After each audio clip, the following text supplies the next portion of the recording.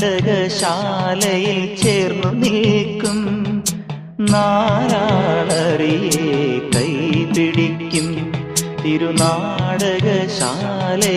ചേർന്നു നിൽക്കും, യമുനാ നദിയായി കുളിരലയിളകും നിലവിൽ അമ്പലപ്പുഴേ ഉണ്ണിക്കണ്ണനോടു നീ എന്തു പരിഭവം മെല്ലയോതി വന്നുവോ.